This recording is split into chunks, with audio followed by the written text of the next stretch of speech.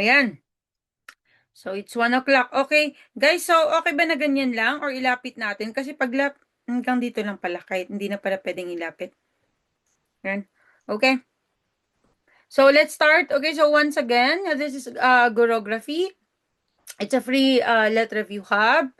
So, if you want to join our daily mock boards, mag-send lang kayo ng message sa Blue app and then isa-send ko yung link. Okay? So, dati naka-public yung mga mock boards pero I decided na ano na lang, i-private. Okay? So, para yung mag-benefit lang is yung talagang ano lang, yung interesado lang. Okay? Yan, at marunong mag-appreciate. But it's still free. Okay? And then, meron din po tayong YT channel. So doon natin linalagay yung mga naka-miss ng mga live, ganon. So nakapondo po doon, okay? Ayan. And then of course nagpapa-enroll din po ako ng social science major. So yun na po yung yung may bayad. It's just 249 for a 6-month review. Okay? So this is my first time na magpa-enroll. And so far makakagawa tayo ng 22 to 24 sessions. Okay? So meron na po tayong mga kasama doon ng mga study buddies. Okay? All right. Good morning, Ma'am Trace. Okay, so let's start. So, lumabas ngayong November, okay? All right. So, yan, general education tayo. Okay, so yan, bulol-bulol muna ako ngayon at inayos yung aking basis. Okay, so ito, yung sinabi ng which of the following best illustrates the Malthusian theory of population? Okay, A country introduces free education and healthcare services, leading to a steady decline in birth rates over the next decade. B, a farming community experiences rapid population growth while food production remains limited, resulting in widespread hunger and competition for resources. C, a technological advanced nation increases its agricultural yield through genetically modified crops and machinery. And D, a government passes a policy encouraging families to have at least 2 children to address a shrinking labor force. Okay. Ayan. Ang hirap mag-pronounce. Ay, hello, Ma'am Thuy ba to? Yan. Okay, so ilagay niyo po yung number. Okay, ilagay niyo po yung number. Yan. Okay. So, ano nga yung isang kilala ko na nag-take, minessage niya ako right after her exam. Tapos sabi niya, Ma'am, may Malthusian theory sa Gen Ed. Sabi ko, sabi ko, grabe talaga, no? Yung pwedeng pang major, pwedeng pang Gen Ed. Kaya nga, sabi ko, anything goes talaga. Okay, and of course, you are very right. So the answer is, a farming community experiences rapid growth population while food production remains limited, resulting in widespread hunger and competition for resources. Yan. So, yan. So, ito yung Malthusian theory. Okay, so gasgas na po kasi 'yan sa social science major. Okay, so pag nakita nyo, okay, so anyway, this is coined by our Thomas Robert Malthus, okay? So pag nakita nyo lang yung population naggrow siya faster, okay? Yun lang ang pinaka simple, faster than food supply or exponentially, okay? Ibig sabihin doble, okay? So yung population doble, pero yung food arithmetically lang, okay? Yan, so yan nakalagay diyan. Population grows exponentially 1, 2, 4, 8, 16, 'di ba? Dumodoble. Pero yung food supply natin 1, 2, 3, 4, 5, ganyan. So, syempre, magkakaroon nga tayo ng especially poverty and famine. Okay? So, yon. So, yun ang Malthusian theory. Okay, so pag social science major ka, talagang makuhang-kuha mo to. Okay? Alright. Number 2, according to the theory of evolution, what mechanism explains how organisms with favorable traits survive and reproduce more successfully than others? A, adaptation, B, mutation, C, natural selection, and D, genetic drift.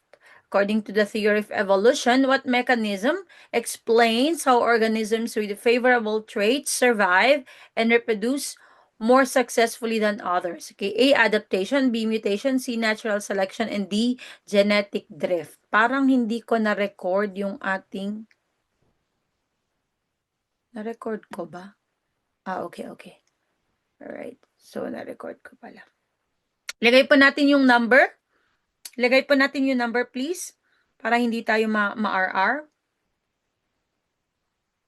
Ayan. Okay, may maraming sumagot ng C. Yan. Okay, and may sumagot ng alright. So very good naman kayo. But if hindi niyo nakuha, it's okay. Okay, don't feel bad or don't feel na ano na mapahiya kayo. It's okay. Okay, kasi ako din dati mali-mali. Pero look at me now. Oh, char. Okay. So ang sagot po niyan ay right? Alright, so natural selection. Okay, so ito yung kay Charles Darwin. Okay, nakikita nyo ba mga anak ko? Maayos ba yan? Okay. Yan. Okay, so this is natural selection, 'di ba? Yung parang namamatay yung mga weak, parang ganoon, 'di ba? Survival of the fittest kasi yung magko-continue lang is yung mga may favorable traits, 'di ba? Yung ganoon, okay? Yan. Okay, so let's explain. Kasi, 'di ba, napatunayan na natin na minsan yung option, yun pa talaga yung tanong next time, okay? So yan, but I think adaptation is very easy to understand, 'di ba? Ito yung nagche-change, okay, or nag-a-adapt yung yung yung organism para makasurvive, okay? So ang maalala ko dito is yung sinasabi nila na dun sa Muro Ami na movie, yung mga tao daw sa na yung mga badyaw daw is they have a mutation, 'di ba, sa ayan sa adaptation pala. Okay, sorry. Sa mutation pala yung sinasabi ko. Okay, so sorry. Pero still parang ganun pa rin, 'di ba? Yung nag-a-adapt yung sarili mo. Okay, mutation is iba na. Okay, but the is almost the same. Okay, so nag-a-adapt ka lang. Okay, sa environment mo. Okay, so maalala ko yung mga tao dun sa Himalayas, 'di ba? Yung how do you call that? They have they have thinner blood, okay, to adapt to the okay? Yan, to the lack of oxygen. Okay, yan. Okay. Yan. Okay, and then of course mutation yan yung sinasabi ko kanina, yung nag-change na yung genes nila.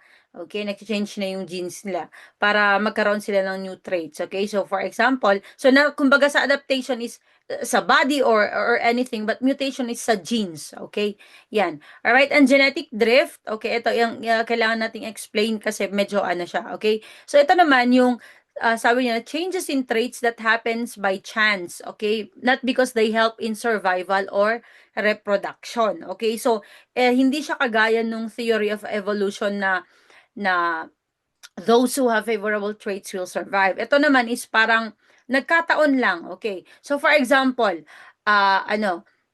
napanood ko dati na noon okay, noon before the Big Bang is may nag-exist na mga pygmies, yung maliliit na tao, 'yon. And then may nag-exist na yung normal size like us. Okay, 'yan. And may nag-exist na mga giants, okay, yung mga mas matatatangkad kaysa sa atin, all right? And then nung nag-Big Bang theory, nagkataon na yung mga pygmies, yung mga bahay kasi nila is underground. 'Yon, yung maliliit daw silang mga tao. So ang nagkataon ng bahay nila is sa underground. And yung mga matatangkad is nasa labas 'yan. So by chance, syempre nung nag-Big Bang, namatay lahat, okay? Or if meron man naiwan is konti lang yung sa mga giants. Okay? And then yung mga pygmies dahil underground yung bahay nila or dun yung habitat nila, mas marami sa kanilang naka-survive. And then for a long time, sila yung mga nag-exist, okay? So yun yung napanood ko. Alright? Okay, so that's called genetic drift. Okay, lumalabas din, ay, nakita nyo na! Ano ba yan? Okay, so ito. Which book by English naturalist Charles Darwin outlined his theory of natural selection? Okay, so lumalabas din po to. And since nakita nyo na, ito yung answer niya is on the origin of species. Okay? So ito yung libro niya. And then na-chronicle niya 'to, ginawa niya 'to nung pumunta siya sa South America and Pacific Islands, okay, to study yung mga animals, okay, and plants. Sorry, okay, nakita niyo na pala 'to. Okay, so let's go to this one. Okay, so after a sudden typhoon, a large portion of a small island's lizard population dies randomly. The surviving lizards happen to share similar traits, which later become common in the population. This situation best illustrates which process. Okay, so red, genetic drift, and blue, adaptation. Okay, so after a sudden typhoon, a large portion of a small island's lizard population dies randomly. Okay, so namatay sila. The surviving lizards happen to share similar traits. Okay? Yan. So, which later become common in the population. Okay. This situation best illustrates which process. Okay. Yan.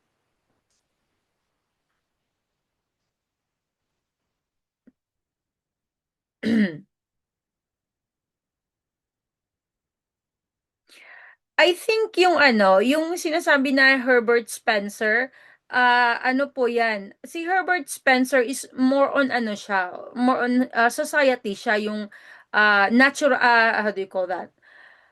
Survival of the fittest, pero sa ano yan, sa sociology po yan, okay? Binase po niya kay Darwin. Okay? Yan. So, hindi po, this is ano po, this is Gen Ed po tayo, mga lumabas nung ano, nung September. Okay? November. Yes, and the answer of course is genetic drift. Okay, very good. Yan. So, yan yung sinasabi ko, 'di ba? Na nagkataon na namatay sila. Okay? Dahil may typhoon. Hindi dahil sila yung mas malakas, okay? Yan, okay. So very good. So the answer there is genetic drift, okay? 'Di ba ang sinabi kong adaptation is mag-a-adapt sila sa environment? Yan. Okay? Um Yes, could be na happen to share similar traits or dahil yun yung after a sudden typhoon namatay sila. Okay? So hindi naman sila natural selection. Hindi naman sila yung may favorable traits, 'di ba? Hindi. Okay, they survive just because they survive. Okay, yung parang ganun. Yung marami daw sa kanila is namatay dahil may typhoon. Okay? Yan. Yes, okay, social Darwinism. So ibig sabihin nauna talaga si Darwin kaysa kay Spencer, okay? Yan. Okay. Okay. Next. Ay, nako. Alright, sa pangunguna ni Gat Andres Bonifacio, ano ang ginawa ng mga Katipunero bilang pagpapakita ng kanilang pagtuligsa sa pamamahala ng mga Kastila sa ating bansa? Kay A, sumunod sa batas ng Kastila, B. Pinunit ang sedula, C. Nagdiwang sa simbahan, and D. Itinatag ang paaralan. Sa pangunguna ni Gat Andres Bonifacio, ano ang ginawa ng mga Katipunero bilang pagpapakita ng kanilang pagtuligsa sa pamamahala ng mga Kastila sa ating bansa? A. Sumunod sa batas ng Kastila, B. Pinunit ang sedula, C. Nagdiwang sa simbahan, and D. Itinatag ang paaralan. Ayan. So nakikita ko, yan. Okay, yes. So ito nga daw yung pagkatanong. Okay, ano daw? Okay? Ano ang ginawa ng Katipunero? And of course, pinunit ang sedula. Okay, so saan ano yung tawag sa time na yon nung pinunit nila? Ano yon? Ano yon? Ano po yung tawag doon? Pwedeng Tagalog, pwedeng English. Sige po. Type nyo lang po. Okay, very good. Yes, so Cry of Pugadlawin, 'di ba? May iba-iba ding ano. Yes, so Sigaw sa yes. Sigaw sa Pugadlawin, Cry of Pugadlawin, okay? Cry of Balintawak, okay? So may mga different ano pero iisa lang yung mga 'yan, okay? Depende kung sino yung tatanungin, okay? Yan, very good. Cry of Pugadlawin. Okay. So ito naman, stock knowledge na naman. Okay, the cedula was a personal tax document introduced by the Spanish colonial government that replaced the red bandala system or blue tributary system. The cedula was a personal tax document introduced by the Spanish colonial government that replaced the bandala system and blue tributary system. Yan. Mhm.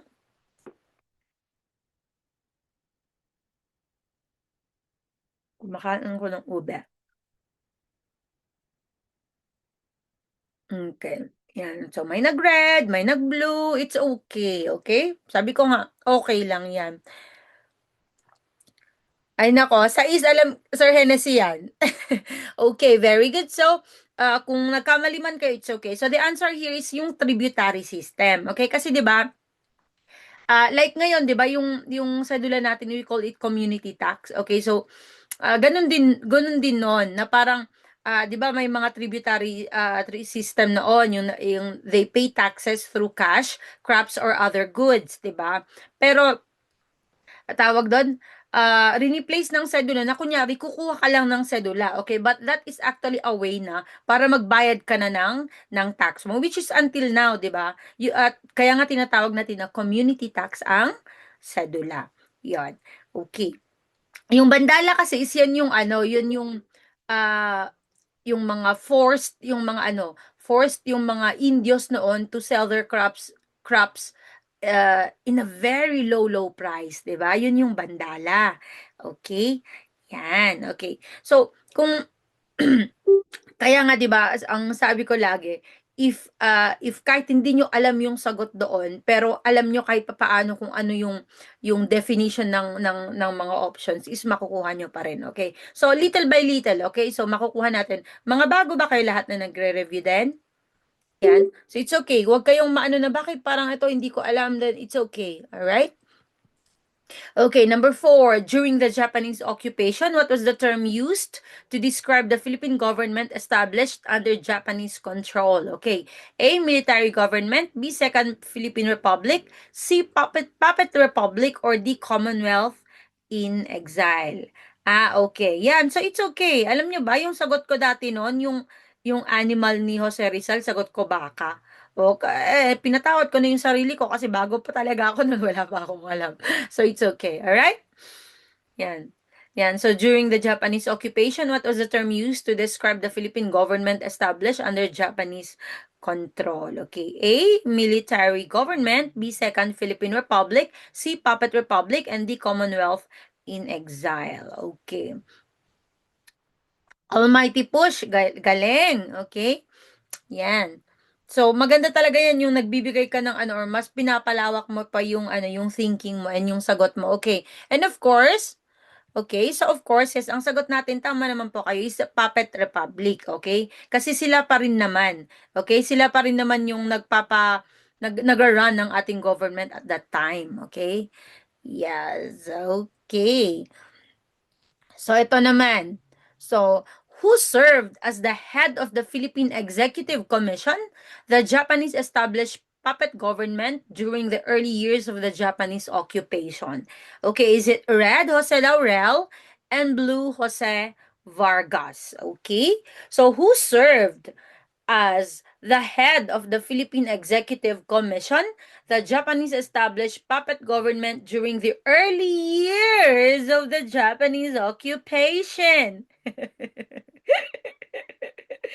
Red, Jose Laurel, totoo ba yan? Talaga ayaw nyo na magpalit ng sagot? Ayaw nyo na mga anak? Okay. Alright. Sige. Bigyan ko kayo ng chance. Si Jose Laurel ba chairman ba siya or president? Yan. Yan. Final answer. Ito yung gustong-gusto kayo, nagkukulitan tayo. Okay. Yes. President siya. Ang tinatanong is chairman. 'Di ba? Ng Philippine Executive Commission pa yung hinahanap. Yan. Hindi naman President of the Philippine Government, okay?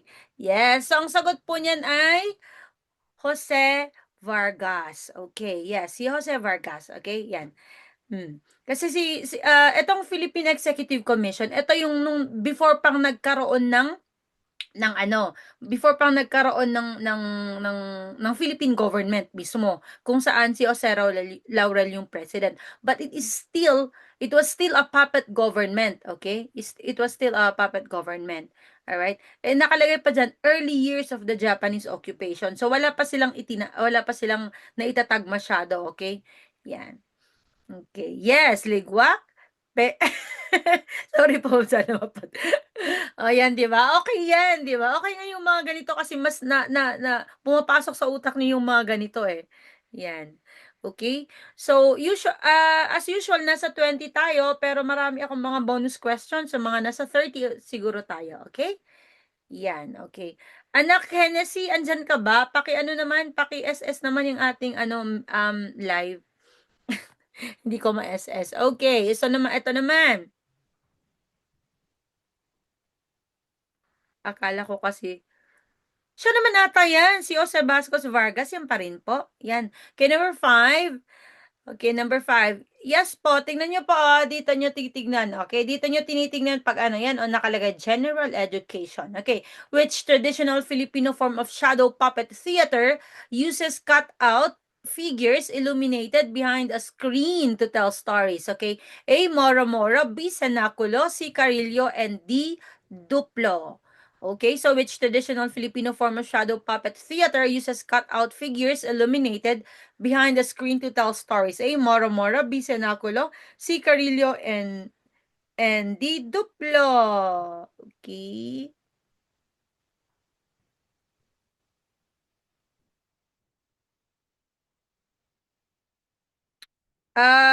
Ilagay ko pa sa YT po natin. Sa YT po natin i-upload.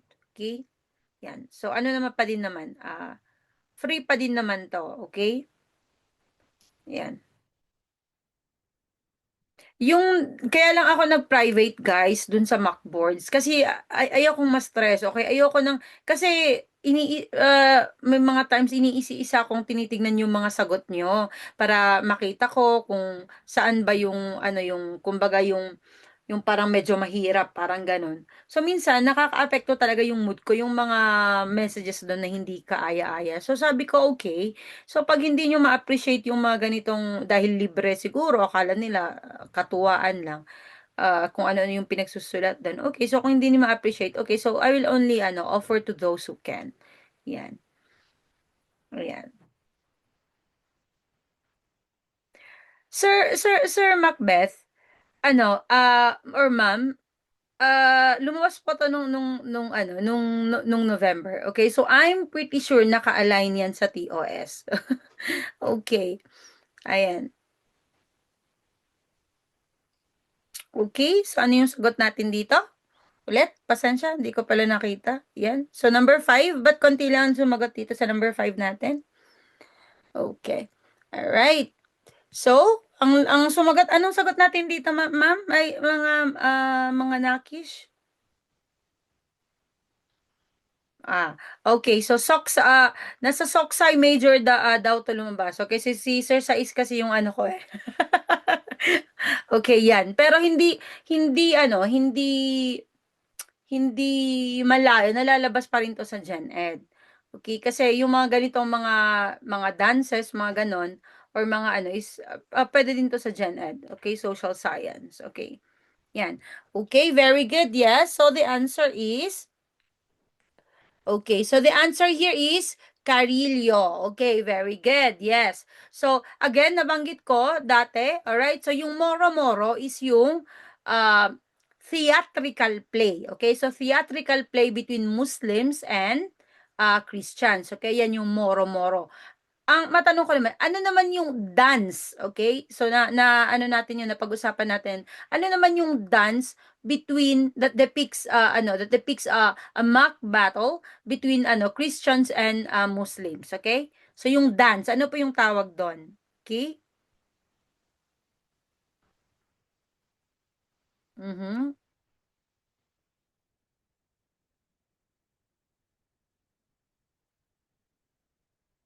Sir Macbeth, hindi niyo ba nakikita 'to, oh? Yan, oh, nakalagay yan, oh, general education. Yan, ito sir, ito.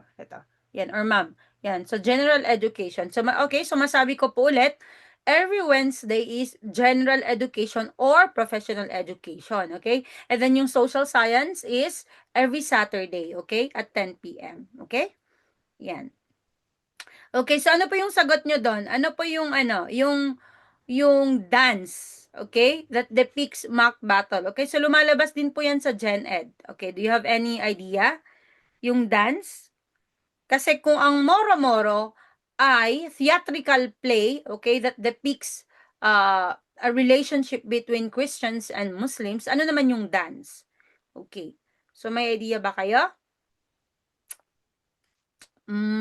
Starts with M? Sayaw, sayaw. Okay? Alright, so, okay, so walang sasagot. Ang sagot po dun ay maglalatik. Okay? Maglalatik. Okay, yan, lumabas. Yes, tama, maglalatik. Lumabas itong maglalatik, lumabas sa Gen Ed nung um, September 2024. Okay, ayan. Alright, so of course yung senakulo, ito naman yung Passion of Christ, 'di ba? Yan, yung about ano sa Christ. Okay, ito yung duplo, ito yung ano, yung ginagawa sa ano sa wake ng isang patay. Okay? So parang they are debating yan. And then it is actually a light ano lang, light-hearted debate, okay? Designed para ano, para to entertain lang yung mga ano, bereaved. Yun. Okay? So, ito yung Carillo. Okay? So, Carillo is a traditional Filipino shadow play. Okay? So, di ba, if maalala natin yung mga lesson natin about kay Jose Rizal, di ba? So, mahilig siya sa ganito. Okay? Sa Carillo. Okay? Yan, he is known for this. Gumagawa pa nga siya ng sarili niyang Carillo at that time. Okay? All right, number 6. What important invention is credited to Michael Faraday for demonstrating how electrical energy can be converted into mechanical motion? A. Light bulb. B. Morse code. C. Electric motor. And D. Dynamo. Okay, what important invention is credited to Michael Faraday for demonstrating how electrical energy can be converted into mechanical motion? A. Light bulb. B. Morse code. C. Electric motor. And D. Dynamo. Okay, yan.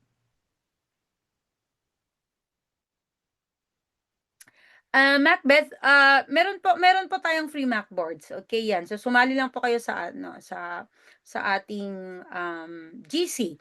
Okay, yan. Pero kapag social science major ka, pwede ka namang mag-enroll sa akin. All right? Pero kung ayaw mo mag-enroll, I still share part of the live for social science majorship every Saturday. Okay? Yan.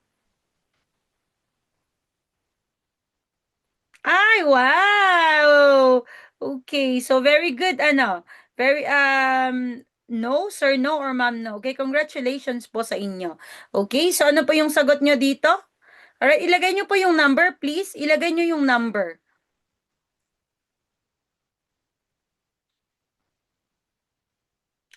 Ay, of course, no. Free Macboards na nga eh, tapos magbibigay pa ako ng free PPT. Of course, no. Ayan, okay. Alright. Alright. So, of course, ang sagot po niyan ay yes. Alright. So, ang sagot po niyan ay electric motor. Okay? So, actually, ang tanong ata talaga dito is yung invention ni Michael Faraday. Okay? So, lumabas din to nung March 2025.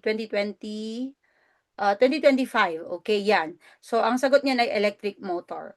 Okay, yan. So, dinagdag ko lang yan, yung electrical energy can be converted into mechanical motion. Okay? Yung dynamo naman, ito yung yung about sa wherein he used it to make the electric generator. Okay? So, siya pa rin yon, si Michael Faraday. Okay? Pero ang pagkakaiba lang is, kung yung electric motor is electric energy into mechanical. Okay, kasi nga mechanical naman talaga, 'di ba? Gumagalaw yung motor, 'di ba? Yung e-motor. Yung ano naman, electric generator naman is yung mechanical motion into electrical energy naman 'yan. Kaya ako ginanyan para ano, para malay natin kasi 'di ba, next time kasi dalawang beses nang lumabas tong Michael Faraday ngayon, ngayong a year. Okay, so malay naman natin is ganito yung pagkatanong next time. All right? Yan. Okay. So, ganun daw yung pagkatanong. Ito. Yan. Is analogy, sabi ni Sir Genesis. Okay? Ano,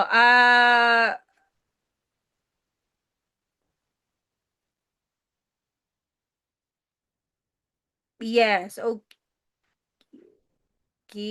We'll be earning units for LPT na. Oh, wow. Engineer na. Congratulations naman kayo. Okay, congratulations naman kayo. Okay. Ay, Macbeth, of course, GE and Prof Ed lang ang free. Yan. As I have said, dahil major ko po ay social science, yun na ang kaya kong ano ibigay, 'di ba? Hindi naman pa ako pwedeng magturo ng English na ano na social science yung aking major, 'di ba? Wala po akong karapatang ganun. All right, number 7, which of the following is a natural wonder and not a man-made structure? Okay, A, Great Wall of China, B, Pyramids of Giza, C, Amazon rainforest, and D, Eiffel Tower. Okay, which of the following is a natural wonder and not a man-made structure? Okay, Great Wall of China, B, Pyramids of Giza, C, Amazon rainforest, and D, Eiffel Tower. Okay, so this is very easy naman na, di ba? Yan. Yan, of course. Kasi sabi niya, not man-made, di ba? Yan. Okay, so at least dito obvious na obvious. Okay? Okay?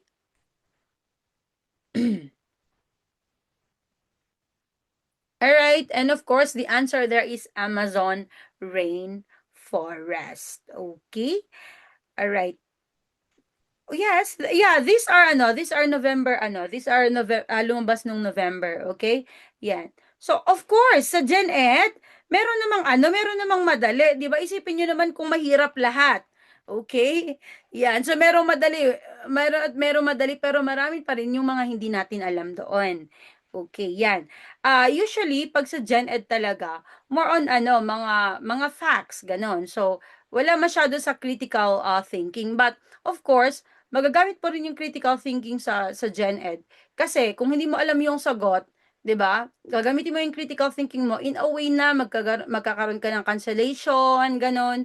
Iisipin mo kung bakit eto dapat yung sagot, 'di ba? Pagtagpi-tagpiin mo ba yung mga naaral mo. Okay? Yan.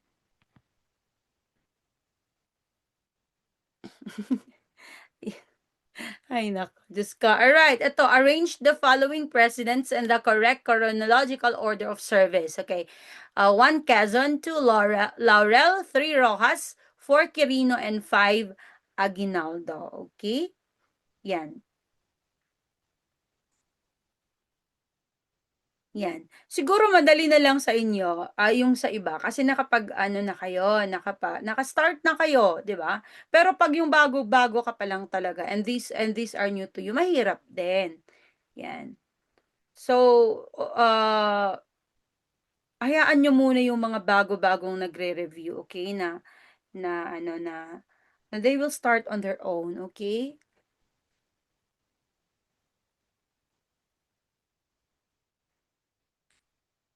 Okay. So, ano yung sagot nyo dito? Yes? May Hi, Oni. Alright. Okay, so ilagay nyo po yung yung number ha. Please put the number. Yan. Ilagay po nyo yung number. Kasi kung wala tayong number, tawag doon, pwede tayong ma-RR. Okay? Macbeth, can you please stop na nag-ano po kayo dito, nag-spam. Sinagot ko na po yan kanina. Sinagot ko na po yan kanina. Okay, so the answer is, of course, A. Okay, so yan. Kung pansinin nyo, di ba? Yan. So, yan. Pakita ko ha. Yan. So, ito. Yung ginawa ko na to dati. Okay, so kung pansinin nyo, Aclor yung una, di ba? Aguinaldo, Quezon, Laurel, Osmeña, and Rojas. Di po ba? Diba? Aclor.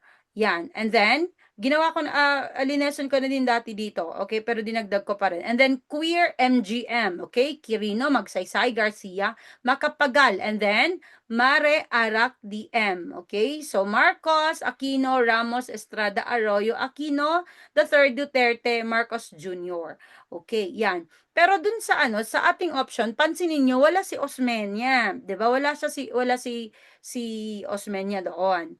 Yan. And talagang ito yung lumabas na ngayong November daw, wala si Osmeña. Okay? So, may mga ganyang tanong, okay, na parang bakit ganyan ganyan? Pero yun na nga yung tanong. Okay? So, just take it as it is. Okay? Yan.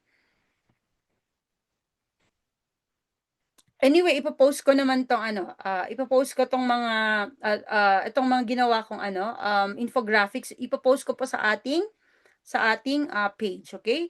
Number 9, what is the term for the natural environment where an organism normally lives and grows? Okay, A, niche, B, habitat, C, biome, and D, ecosystem. What is the term for the natural environment where an organism normally lives and grows? A, niche, B, habitat, C, biome, and D, ecosystem. Okay. Guys, ilagay po natin yung number, please. Ilagay natin yung number, okay? Why? Kasi po, pag puro ano lang po, pag puro letter lang po, makikita siya as spam. Okay? And pag nakita na parang may nag-i-spam, inaano daw to ng NICNOC na parang ng ano tayo, ng SCAM tayo. Okay? Ganyan. Okay? So thank you. I appreciate sa mga ano sumusunod. So of course, yes. So, ang natural environment mo, of course, is the habitat. Okay? So, for example, ano ang habitat ng frog? Pond. Okay? Yung magana. Okay? So, tinuturo ko to sa mga kindergarten kids ko nung ano, nagtuturo ako doon sa China. Okay, sige. Ano ang natural habitat ng ano? Ng fish. Okay, sige nga. Aquarium ba yan? Okay? Ano yung habitat ng ano, ng fish? Is it aquarium? Yes or no? Okay, is it aquarium? Yes or no? Okay. Okay. Masasabi ba natin yung aquarium ay habitat niya?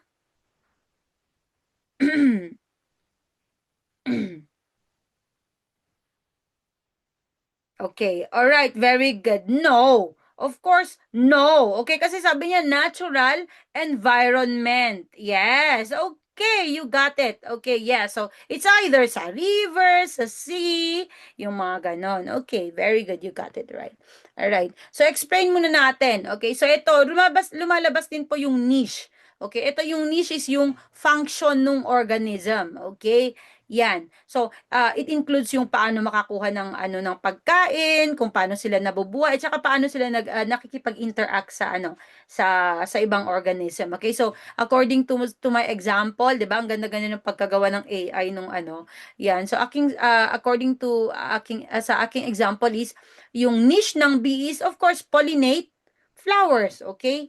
Yan. Okay?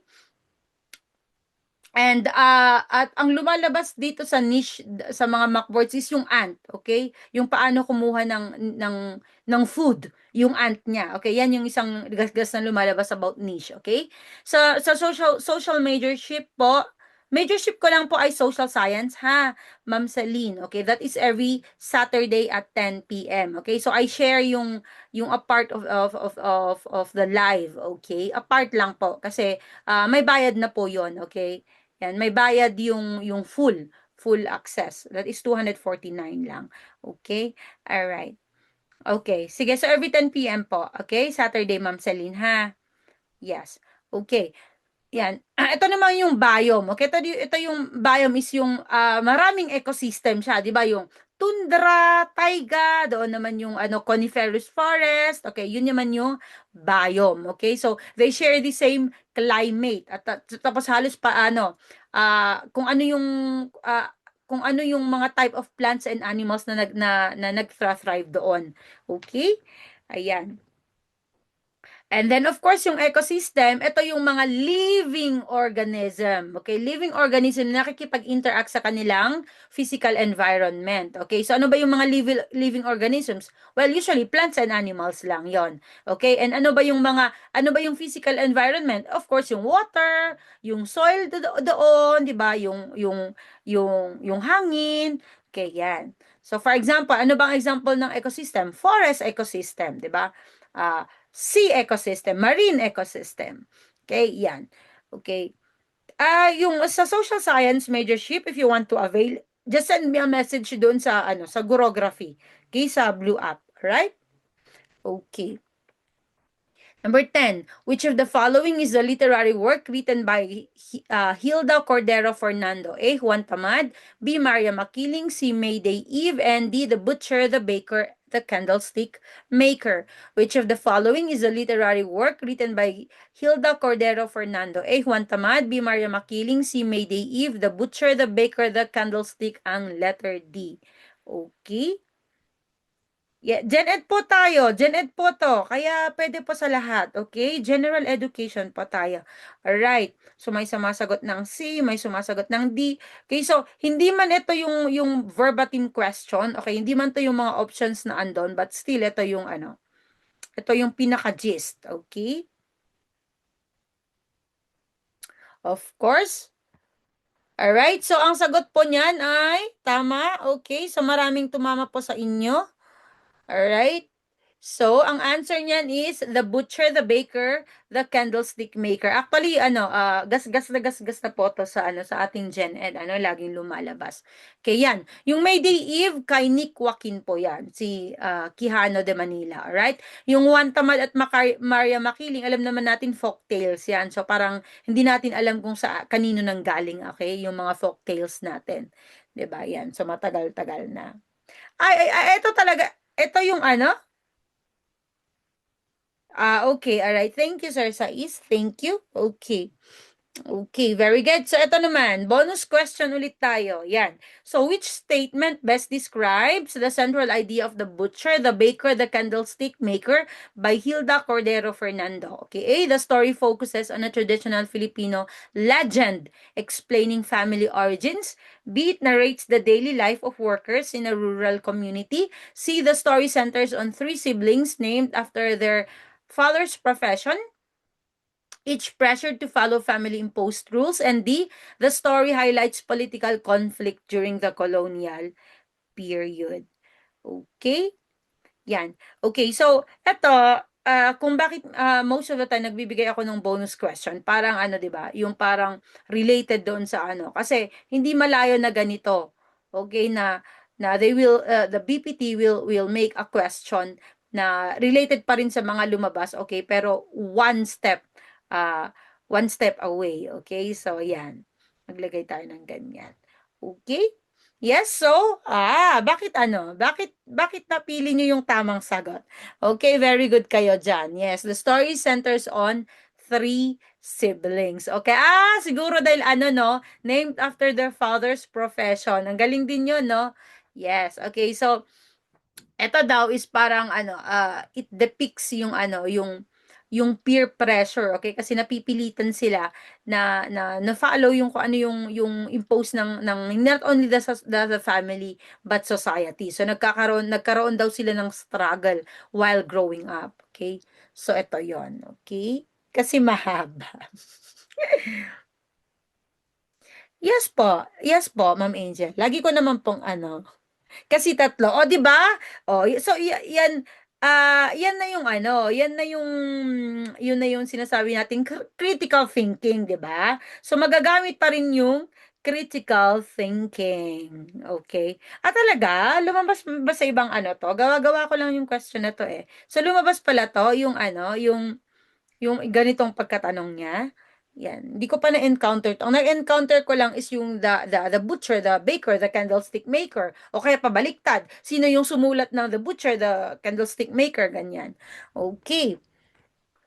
Grabe kung maka-butcher naman ako. Butcher. Okay. So, when you roast a marshmallow on a stick over a campfire, which type of heat transfer mainly cooks the marshmallow as hot air arises around it. A, conduction, B, convection, C, radiation, and D, insulation. Okay? So when you roast a marshmallow on a stick over a campfire, which type of heat transfer mainly cooks the marshmallow as hot air arises around it? A, conduction, B, convection, C, radiation, and D, insulation. Okay. Yan. Okay, ala. Okay, so may sumagot ng A, may sumagot ng B, at saka may sumagot ng C. Okay, so let's reveal. Alright, lagay pa natin yung number. Huwag kalimutan, that is convection. Okay, bakit convection? Okay, kasi yung convection is yung movement ng fluid. Okay, fluid. And yung fluid, it includes air at saka liquid. Yan, of course. So, siyempre, paano nga ba naman paano nga ba naman nagkakaroon ng heat na walang medium, walang nagagamit, okay, na transfer, medium of transfer. Okay, so of course that is via convection. Okay, tapos gamit pa is fluid. Okay, yung conduction, yung sumagot po sa conduction is ano siya, may physical contact. Okay, explain ko lang to ha. Kasi actually, binaliktad ko lang 'to. Ang tanong nung ang SPLE namin is, asan dito yung nagpapakita ng convection, okay? And then yung nakalagay dun sa option is yung nasunog yung marshmallow, okay? So, dun ako natagalan kasi sabi ko yung convection, hindi naman sa nasunog eh, but it's just heat transfer, parang gano'n. But, ah, ah, basing dun sa option, yun na yung pinakamalapit, okay? Kasi alam ko naman kung kung ano yung definition ng conduction, radiation, yung ganon. So, pinili ko pa rin yon yung nasunog yung marshmallow, okay? Although, hindi ako nag-a-agree, okay, na masusunog yung marshmallow dun sa convection, okay? But, yun na yung pinaka malapit, okay? Yan. Ganyan. So, explain ulit natin kasi laging na andito yung tatlong to, okay? So, this is for the sake dun sa mga sa mga baguhan. So kung hindi na po kayo baguhan, magtiyaga na lang po kayo makinig ha. Ayan. So dahil gasgas po to at laging lumalabas, never atang hindi lumabas to. Okay. So conduction is dapat may direct contact. Okay. So nung lumabas nung March 2024 is yung scourging feet, tapos scourging feet, tapos yung sand. Okay, so 'di ba nagko-contact naman yung feet mo at saka sand. Okay, scourging sand pala, scourging sand. Yung feet tsaka yung scourging sand. Scourging means very hot. Okay, so yon yung conduction. So dapat may direct contact. Okay, yan. And usually, yes, usually sa solid yan. Alright. So convection, yun yung sinasabi ko, movement of fluid. Okay, and when we say fluid, it's not only liquid but also gases. Okay, yan. Ang nakapagpalito nakapagpalito nung March, yes, September 2024 doon sa is yung sabi niya na ice cube na nakalagay sa kamay. Okay, yon. Alright, so yon ang nakapagpalito. Alright? And of course, yung radiation is through electromagnetic waves. Okay? So, kaparehas din yan ng convection, hindi rin kailangan ng medium. Okay? Or hindi kailangan ng contact. Okay? Usually, ang lumalabas pag sa radiation is yung galing sa sun. Okay? Heat from the sun. Okay? And also yung heat galing sa fire. Okay? Yan. All right, number 12, which scale is commonly used to measure the magnitude or strength of an earthquake? A, seismograph, B, Fujita, C, Richter, and D, Beaufort. Which scale is commonly used to measure the magnitude or strength of an earthquake? A, seismograph or seismograph, B, Fujita, C, Richter, and D, Beaufort. Okay? Yan. Ilagay nyo yung number, ha? Okay.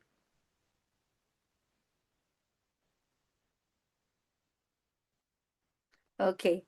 Alright, so, okay, so ano din ako dito no, na nagre-review ako. Matagal na kaming nagre-review ha, tas nabudol pa kami dati dito. Alright, so the answer here is, alright, Alright, so the answer here is Richter, okay? Sa magnitude is Richter, okay? So ano nga ba yung meaning ng magnitude? Okay, ito yung lakas ng pag-shake. Okay, yan. Yung sa seismograph kasi, ang pwede niyong maging clue dito na laging lumalabas is yung waves. Okay? Measure the waves. O kaya yung vibration nung earth. Okay? So yan yung pagkakaiba. Yung seismograph is yung wave or yung vibration. Okay, yung Richter is yung strength. Okay? Yan. So, yan. So, yung seismograph, kung sino naka-invent, okay, is John Milne. Okay? Yan. Ano yung fujita naman? So, I will just define kung ano yung mga to, okay? Kasi baka next time, ito naman yung lumabas. Okay, ito yung tornado intensity. Okay? So, it was invented by Tetsuya Fujita. Alright? And yung Beaufort naman is Francis Beaufort. Ito yung wind force at sea. Okay? Kasi si Beaufort ata is isang naval officer. Okay? Yan. Okay, ito naman yung lumalabas, okay? Yung sa intensity naman, okay? So sinabi natin, yung magnitude, okay, is yung lakas ng shaking, okay? Pero itong question na to, lumalabas ito, okay? So what does the intensity of an earthquake measure? Okay, yan. So A, the total energy released at the source, B, the depth of the earthquake focus, C, the effects and damage of the earthquake in a specific area, and D, the speed of seismic waves, okay? Please, pakilagay po yung number, okay? BQ, salamat po. Yes, okay? Yan. Ilagay nyo po yung number, please. Kasi next time, pag na-try ko na po mga ma'am, mga sir, yung na-restrict yung aking page, talagang 10 lang ang nanonood, okay? Kasi nagkakaroon ng visibility. So, I hope na intindihan nyo kung bakit ko sinasabi yon. Okay? Yan. Alright. Okay, ang galing nyo Yes, so the effects and damage of the earthquake in a specific area. Okay, very good. Saan naman dyan yung magnitude? Okay, sige, yung magnitude ulit.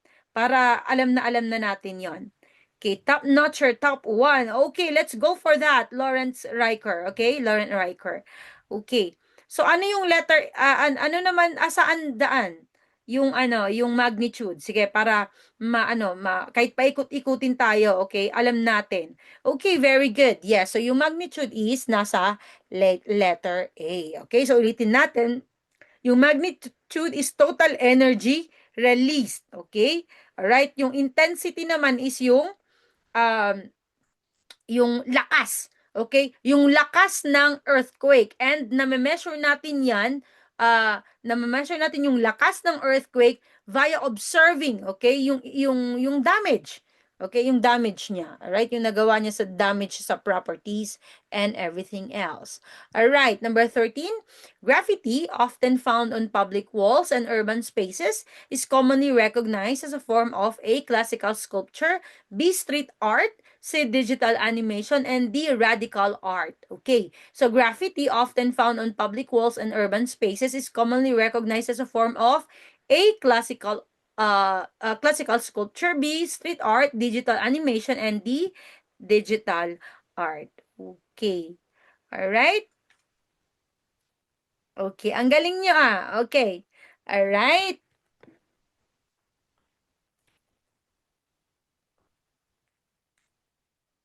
Okay, so hindi ka okay, very good. Street art. Okay, so yung mga nagsabi sa akin, yung nag-take no November, medyo napag-isip daw sila, it's kung radical art kasi yung radical art is kasama daw doon po sa ating options, okay? So nag-isip pa daw sila street art kaya yon or radical art. Okay, yan. So of course, maaalis na natin agad yung classical sculpture, 'di ba? Alam na natin na hindi yan, 'di ba? Tsaka digital animation, of course, hindi yan. Okay, kasi nga sabi niya public walls. Kasi alam naman natin yan, 'di ba sa Amerika lagi nating nakikita yan sa movies, yung pinipaint nila yung mga walls doon yan. So ang pinaka-clue dyan is public walls and urban spaces. Yan. So ang explain natin Ano nga ba yung radical art? Okay, so a street art could be a radical art. Okay, ano nga ba meaning ng radical? Okay, so ang pangalan ng aming team noon, kami mga studies is radicals, the radicals. Okay, so yung radical, ibig sabihin is yung hindi ka sumusunod sa status quo. Okay, ganon. Yung parang ano, yung may established norms pero hindi mo sinusunod yon. Okay, that is called radical. Okay, and that is why, ang radical art meaning, hindi ka sumusunod dun sa status quo. Alright? So, a street art could be, okay? So, yung radical art is more on kung ano yung message niya. Okay? So, for example, ang isang theatrical play, okay, na tinutuligsa niya yung gobyerno, it is still called a radical art. Okay, ganon. Yung isang painting, okay, na nagde-depict ng ano na tinutuligsa niya halimbawa yung presidente, it is still a radical art. Okay, yan. So, as I have said, yung street art could be a radical art. Depende kung ano yung pinaint niya doon sa wall. Okay? Yan. Okay, very good. Yeah, so public walls and urban. Okay, ang keywords. All right. Very good too. All right, number 14, a person attends a wedding to do a political campaign event. Okay, this behavior reflects which Filipino cultural concept? A, pakikisama. B, amor proprio. C, balat kayo. And D, hiya. Okay, a person attends a wedding to do a political campaign event. This behavior reflects which Filipino cultural concept? A, pakikisama. B, amor proprio. C, balat kayo. And D, hiya. Okay, yan. Okay. So, never ata talagang nawala to. Okay, kasi may study buddies ako na nag-take ng September 2024, March 2025, kasi matagal ako nag-review. Okay, June nag-take na kami. Yan, September, November yan. At meron yung mga to, kaya kailangan kabisaduhin. Okay? Alright? So, of course, yan. Okay. 'Di ba guys, yung ano, yung sinasabi nila na, oh, kung sa Ilocano pa, agisim-isim ka puta tumara, yung parang gano'n. Ano ba yung ano, parang, nag-i-smile-smile lang yan porque magra-run, 'di ba, yung gano'n, 'di ba? So, parang ganito din yon. Sabi niya, oh, so, nag-ano, what is attend, alright? So, pumunta lang siya sa wedding, pero hindi naman talaga to celebrate, but to do a political campaign, 'di ba? So, of course, ang sagot natin diyan ay balat kayo. Yan. So, nagkukunwari siya. Yan. Okay, yung amor proprio naman, ito lumabas nung ano, nung SPLE namin. Okay, medyo na nag-isip din ako yung sasagot ko nun. Ito yung amor proprio is all about self-love. Okay? And guys, dapat talaga hindi mo lang i-memorize yung meaning or definition nito. Okay, self-love ganyan. Dapat alam mong ilagay sa context. Okay? Kasi halimbawa ito yung pagkatanong nun. Sabi niya nung SPLE namin, alin dito yung ano, alin dito yung it can lead to bloated ego. Okay, yan. Yung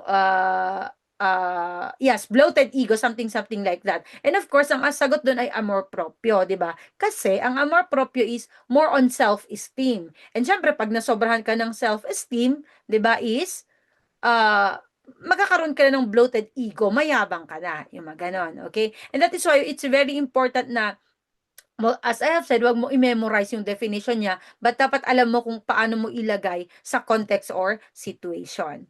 Okay? Yes. All right. Okay, very good. Yes, amor is love. Okay. Yes. Yes, amor is love. Yan. Self-love, self-esteem. Okay? Nasobrahan nga lang. Okay.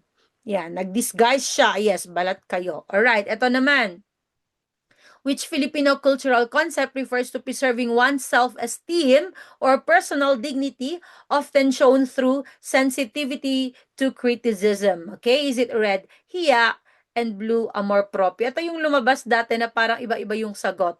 Okay, yan. Yung na-encounter namin, tapos iba-iba yung sagot. Okay, is it hiya or amor proprio? Yan. Okay. Okay, alright. 'Di ba? 'Di ba? Okay, but it's okay, alright? Alright, ang sagot niyan ay amor proprio. Pero naintindihan ko kung bakit naghiya kayo dahil nakalagay doon ano 'no, sensitivity to criticism. 'Di ba? Kaya naghiya, yan. Pero andun na yun, preserving one's self-esteem. Yan. 'Di ba? Andun na yung kasasabi ko lang 'di ba? Self-love, self-esteem, yun mismo yung pinaka-meaning ng amor proprio.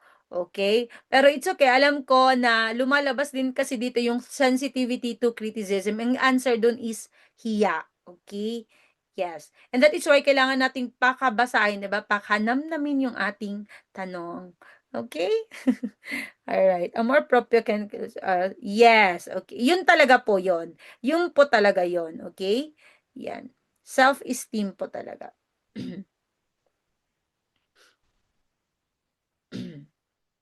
Okay? Alright, next. Sororities and fraternities are example.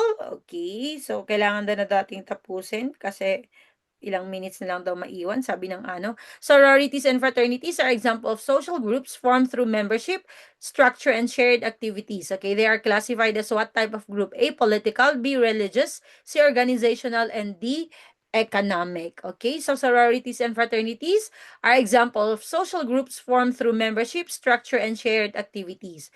They are classified as what type of group? A, political, B, religious, C, organizational, and D, economic. Okay, yes. So, ito, di ba? Oh, magagamitan po mo to ng critical thinking, di ba? Yan. Okay? Okay, so of course, very easy naman to, no? So, organizational. Kasi alam naman natin, sororities and fraternities, brotherhood to, di ba? So, hindi naman to political, di ba? Hindi rin naman to religious. Okay, hindi wala namang kinalaman ng relihiyon dyan, di ba? Hindi naman to economic. Hindi naman to about business or anything. Okay, so what is left only is the organizational. Okay?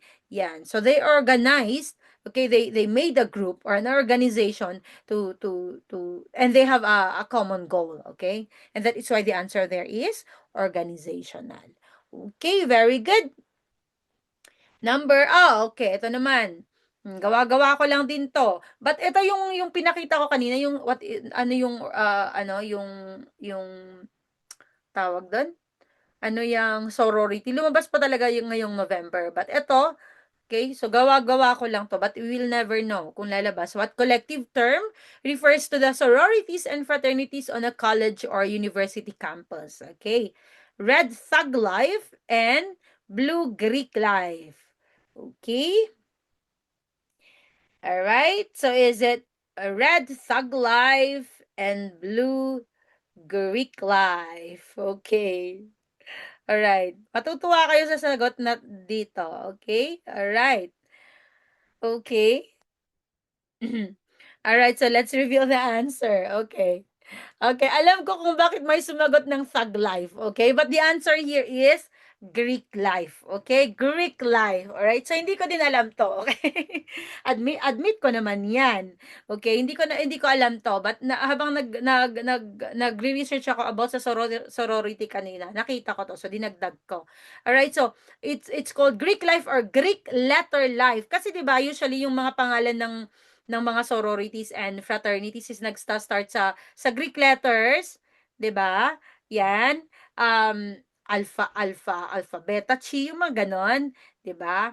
'Yon, sigma, yung mga ganon, 'di ba? And that is why it's called Greek life. Tapos naisip ko, ano kayo yung maganda kong ano, gawing ano, gawing panggulo and thug life, 'di ba? Kasi sikat na sikat sa atin yung ano na thug life, okay? But you also have to remember yung pinaka ano talaga ng sorority and fraternities, hindi naman talaga manggulo, okay? We just have a bad notion about sororities and fraternities. But alalahanin natin ang sororities and fraternities is brotherhood and sisterhood po 'yon, okay? Yan, hindi para manggulo, okay? Pero sa Pilipinas lang ata nanggugulo ang mga ibang ganitong kinds of brotherhood and sisterhood. Okay. Number 16, which Philippine folk dance is known as flirtatious love dance where partners use handkerchiefs to hide their faces while expressing affection? A. Tinikling, B. Pandango sa ilaw, C. Karinyosa, and D. Maglalatik. Okay? So, is it, hindi ko nabasahin ulit ha, kasi ano, konti na lang naiiwang time natin. Is it A, tinikling B, pandango sa ilaw, si Carino sa ND, maglalatik. Alright?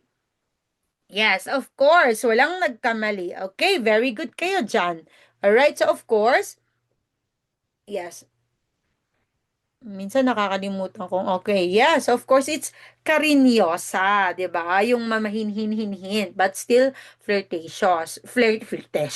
Flirtatious, okay? So, alam naman natin yung tinikling, 'di ba? The use of bamboo. Hindi naman tayo gumagamit ng handkerchief doon. Pandango sa ilaw, gumagamit ng candles, 'di ba? Doon sa Mindoro. Yan, of course. And maglalatik, this is kanina nasabi natin, ito yung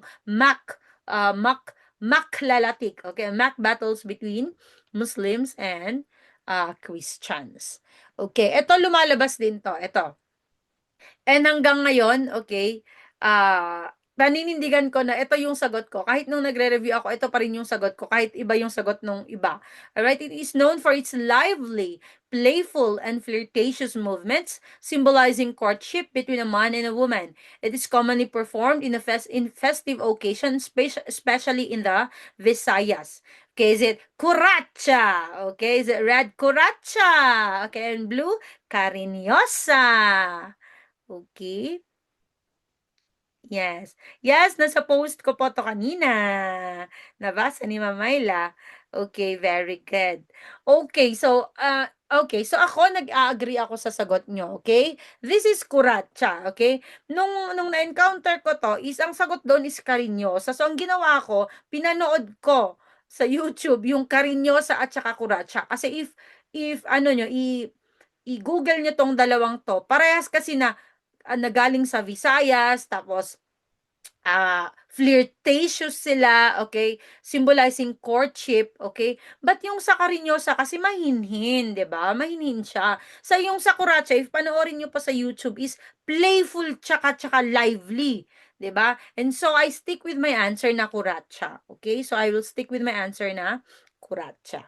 All right? Yes, parehas po sila na ano, sa Visayas, 'di ba yung Cariño sa Panay? Yan, so parehas kasi sila. Parehas sila, as I have said, na flirtatious, na it's about courtship. Kasi yung Karacha kasi is ano, naka-base dun sa courtship ng isang hen and rooster. Okay, that is why it's lively and playful. So ang pwede nating ano, para magkaroon ng difference is yung lively and playful yung Kuracha, and then yung ano is mahinhin, yung Cariñosa. 'Di ba may papanyo-panyo pa yung girl lalo doon. Okay, number 17, which building feature most effectively helps minimize greenhouse gas emissions without directly producing energy. Okay, A, diesel powered generators, B, thick opaque walls, see glass walls that maximize daylight use, and the additional electric lighting systems. Okay? So which building features most effectively help minimize greenhouse gas emissions without directly producing energy? A, diesel power generators, B, thick opaque walls, C, glass walls that maximize daylight use, and then D, additional electric lighting system. Okay?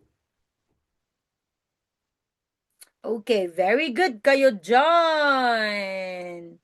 Okay, alright. Okay, yes. So, alam na imagine naman natin kung ano yung itsura, 'di ba? Yan. Tapos sabi niya pa, ano, without directly producing energy. So, of course, ang sagot niyan ay glass walls. Okay, so yun pala, may rason pala kung bakit glass wall talaga, 'di ba? So, kahit nga naman glass wall, pumapasok, okay? Pumapasok, especially pag daytime, 'di ba? Pumapasok yung ano, yung sunlight, all right? And kapag pumapasok yung sunlight, ibig sabihin hindi na kailangan ng ano, ng lighting. Kasi 'di ba pag may lighting, gumagamit ng electricity. Okay, pag may electricity, 'di ba? Pwedeng pag gumagamit tayo ng electricity, pwede tayong nagpo-produce ng greenhouse gas. Okay, especially pag ang ginagamit natin sa electricity ay how do you call that? Ay mga fossil fuels, 'di ba? Yan. Yan ang pinaka-reason, 'di ba? So, ang daming explanation doon, 'di ba? Ganyan. Pero buti na lang ngayon gumagamit na tayo ng hydropower, 'di ba? To generate electricity. Alright. Number 18. Sa pangungusap na matatag ang pamilya nila, alin ang pang-uri? Okay, so lumabas na naman ang pang-uri. Okay, lagi na lang. A, matatag. B, pamilya. C, kapag. Ay. And D, miyembro. Okay. Bayan, nahulog yung aking ube. Alright, sa pangungusap na matatag ang pamilya nila, alin ang pang-uri? A, matatag. B, pamilya. C, kapag. At saka D, miyembro. Okay, very good kayo dyan. Of course. So, of course, matatag siya. Yes, yeah. So, ginawan ko na rin to ulit last time about pang-uri. Okay, so ginawan ko ulit to kasi paulit-ulit siya lumalabas eh. So, ano ba yung pang-uri? Ano ba yung pang-uri sa English? Ano yung pang-uri sa English? Okay, very good kayo dyan. Yes. So, it is adjective. Yes, yung pamilya is pangalan or name. Okay, good job kayo dyan. Okay, so balitsan natin ha, kasi 2 minutes na lang na naiwan. Language that is used in daily conversation among ordinary people is called A, colloquial, B, slang, C, jargon, and D, formal. Okay? Language that is used in daily conversation among ordinary people is called A, colloquial, B, slang, C, jargon, and D, formal. Okay. So kung 'di ba yung mga yung tutok po dito sa Grography, nakikita nyo gumagawa pa ako ng infographics every day. Okay? So basahin nyo po 'yon, okay? Yan. So gumawa pa ako ng infographics nito. All right. Okay. Alright, so may sumagot ng kakaiba, but it's okay, alright? So the answer here is, okay, colloquial. Okay, so ginawa kong question of the day to, today ba yon? Or kahapon? Kahapon, ito yung question of the day ko, alright? And sinama ko kasi lumabas nga ngayong November, alright? So of course, that is colloquial. Sige, explain natin isa-isa. Okay, yan. Okay, colloquial. Okay, ito yung ginagamit everyday. Why? Kasi pwedeng yung sa English kumbaga is gonna, kinda, y'all, yung mga ganon. Okay, ito yung kumbaga yung normal na ginagamit natin. Okay, sa Tagalog naman yung kumusta. Okay, yan, yung or kamusta, yung mga ganon, 'di ba? Yan. Okay, yung slang naman is yung tawag doon, ito yung ang lumalabas din sa slang or balbal, ito yung pinakamababang uri. Okay? So, this is used by specific group. Okay? Yan. So, for example, kasama na dito yung gay lingo, 'di ba? Yung mga ganon. Okay? So, that is slang. Erpat, ermat, yung mga ganon ba? Okay? Yan. Okay, yung jargon naman, ito yung ginagamit ng mga specific field. Okay? So, for example, doctor ka, yan. So, may mga terms ka na hindi naman talaga masyadong ginagamit ng common people. Okay?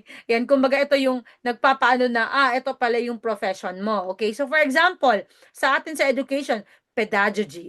'Di ba? Okay, malakas makaano, 'di ba? Ay, yung kasi natin, yung framework. Okay, yung mga ganon. 'Di ba? Ang mga PPST, yung mga ganon ang mga jargon. Okay, yes, pwede ding pinaikli. Yes, yes, yes, yes. Pwedeng pinaikli. Okay? Right. And then of course, yung vernacular naman, ito na yung mother tongue natin. Okay? That is vernacular. Okay. Ang itatanong ko naman, mabilis natin. Kung ang vernacular is yun yung mother tongue mo, ano naman yung para magkaintindihan ang mga different groups. Okay? For example, ako Ilocano ako, tapos ikaw Tagalog, syempre hindi tayo magkaintindihan. Ano yung tinatawag nating language, okay? A variety of language na ginagamit natin para magkaintindihan. Okay? So, linabas ko na po yan dati. Ang dialect, hindi. Ang dialect, di ba parang more on vernacular na din yan. Yan, hindi siya dialect. Kasi kung dialect ko Ilocano, tapos ang dialect mo is as Bicol, hindi man tayo magkaintindihan pa rin. Okay, very good. Yes, it is lingua franca. Very good. It's lingua franca or the so-called vernacular. Okay? Vehicular pala. Linubas ka na po to last time. Okay? Vehicular or the so-called lingua franca. Okay? And then ang ating lingua franca here is Tagalog, okay? Kasi we meet via Tagalog. Kaya nga tayo nagkakaintindihan kasi nagtatagalog ako. Pag nag-Iilocano ako, ang daming hindi nakakaintindi, 'di ba? Tapos kayo pag nagkakapampangan kayo, hindi ko rin naiintindihan. Okay? So, vehicular, okay? Alalahanin, vehicular, okay? Yan. Inaral din natin 'to hindi sa ano pala linabas ko pala 'to sa Soksay ko. Okay, yan vehicular po 'yan. Alright, and the last one, which sentence is written in the future perfect tense? Okay, A, she will finish her project tomorrow. B, she has finished her project already. C, she will have finished her project by tomorrow. And D, she is finishing her project now. Okay lang kung ligwak, at least alam nyo na, 'di ba? Para sa actual, 'di ba? So, which sentence is written in the future perfect tense? Future. Okay, so pwede yung ano yun pwede yung maano yun. Okay? Kung hindi nyo kabisado to. And then, perfect tense. Okay? She will finish her project tomorrow. She has finished her project already. She will have finished her project by tomorrow. And she is finishing her project now. Okay, so, pag future, pwede mo pang pag-isipan yung A and C. Okay, yan. Kaya naglaro talaga kayo sa ANC, which is very good. 'Di ba? At least linigwak nyo na yon, yung she has finished. Tsaka she is finishing, okay? Okay, so ang sagot po natin dyan ay, alright, ang sagot po natin dyan ay letter C. Okay, so sumagot ng letter A, malapit na po kayo sa katotohanan. Okay, yan. So, she will finish her project tomorrow. Simple lang siya, di ba? Future. Okay, so puro will and then verb. Okay, that is simple future. Okay, yan. Okay, so itong yung she has finished her project, of course. Alright, that is present perfect tense. Alright, and then she is finishing her project. Okay, nangyayari pa lang. And that is why it's called progressive. Okay, so gagawan ko po yung mga iba't ibang tenses ng infographics. Okay, alright, for tomorrow. Okay, so ito, yan. So, ano nga ba yung future perfect tense? Okay. So, ano yung mga usage niya? Okay. So, future perfect tense, okay, to talk about an action na matatapos pa lang. Okay? Matatapos pa lang in the future. Okay? So, for example, sabi niya, by 8 a.m. tomorrow, di ba? May nakalagay dyan, naka-indicate tomorrow, okay, I will have left for Japan. Okay? So, ang ano pala, sorry, ang ano ng future perfect tense is will plus have tapos past participle, okay? Will plus have plus past participle, okay? Okay, ang isa naman is to talk an action that will be completed before another event takes place, okay? So, pwedeng dalawa yan, okay? Pwedeng dalawa na may mangyayari pa ulit isa, okay? So, for example, sabi niya, she will have learned Spanish, yan yung isang event, and then before another one takes place, moves to Canada. Okay, yan. So that is future perfect. And the last one is to express conviction that something happened in the near past. Okay?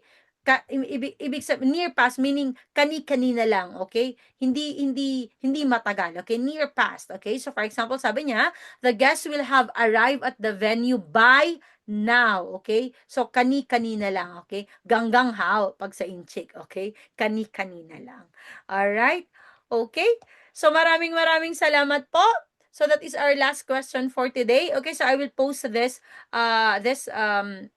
sa mga late na pumasok or yung mga nakamiss na to, ilalagay po natin sa ating YT channel. Okay? Alright?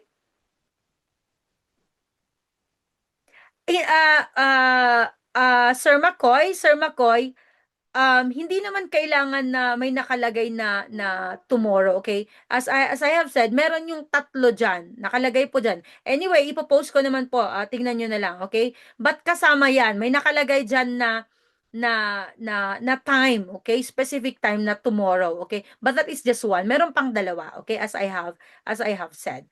All right? Okay? All right, so thank you ulit. Okay, and then ilalagay ko as I have said sa ating YT channel. So, I hope you would also subscribe para masustain na maituloy-tuloy ko yung ating free free dito. Yan, ganyan. As I have said, every Wednesday at 10 p.m., Prof. Ed or Gen Ed tayo. So, Gen Ed tayo ngayon sa next week. Hindi. Mag-break pala tayo ng 2 weeks. Mag-break pala tayo ng 2 weeks, guys, ha? Yan, mag-break tayo. At least for Christmas and ano and the Christmas and New Year, okay? And magpahinga naman yung ating mga jutak. Okay, yan. And then pero I will still have this Saturday for social science majorship. Okay? Yan. Mayroon lang nag-recommend. Oh, thank you. Thank you sa ano ha, sa nagre-recommend. Yan. Okay, nag-ano nga ako eh, natatouch ako sa mga nagme-message sa akin. Yan, kasi pag minsan nagdradrama ako, ganyan. Yan, nagme-message sila, Ma'am, push mo lang yan. So, I'm really thankful, okay? And I'm really thankful for all of you kasi kayo yung nagpupush sa akin to keep on doing this, okay? Kahit minsan talaga nakakapagod na rin talaga, but ginusto mo yan eh, di ba? Yan. Ganyan. Okay, so subscribe po kayo. Yes. Oh, yes! Merry Christmas, everyone! Love, love, love! Yan. Oh, mag-enroll po ko. Okay, so mag-enroll po kayo. Thank you for for social science majorship. Okay? Yan. Ang daming nag-recommend sa inyo, worth it naman pala. Oh, thank you. Yes, yes naman po. Yan. Pinaghihirapan ko naman po talaga 'to. Yan. Yan. Parang yung bayad ko nga yung AI para mag-generate ng mga infographics, pagod na siya sa akin. Pag nagpa-prompt ako kung ano-ano yung binibigay sa akin, pagod na siya. Sabi niya, siguro sobra ka na, magkano yung binabayaran mo, dami-dami yung pinapagawa. Thank you, Ma'am Ian. Okay, yan po. So, kapag mag-avail po kayo ng social science majorship, i-message nyo lang pala ako sa Gurography. And if you want to join yung daily mock boards, kasi nga private ko na, mag-message pa rin kayo sa Gurography. Ibigay ko pa sa inyo yung link ng GC, okay? And then you follow pa rin yung Gurography natin kasi naglalagay pa ako ng question of the day doon and then yung ating mga infographics, okay? Kaya ko po siya ginagawa ng infographics, hindi lang para sinusulat ko. Kasi alam ko na mas ano ba, mas nakakaengganyo yung nakikita nyo sa infographics at saka siya, na-summarize siya, 'di ba? I try to simplify the words as much as possible. Kaya basahin niyo yung mga infographics. 'Yon. At saka yung questions of the day, sagutin niyo po 'yon. Okay, ako noon, lahat ng mga lumalabas na questions of the day, kung saan-saang mga review center, sumasagot ako. Okay, o tingnan nyo ngayon, nag-top 4 ako. Ay, char. Okay? Alright, so thank you. Ayan, thank you and message nyo lang ako sa Gurography and then I will add you sa ating GC. Okay? So good night everybody. Good night. Good night. Thank you. Maraming maraming salamat sa inyo.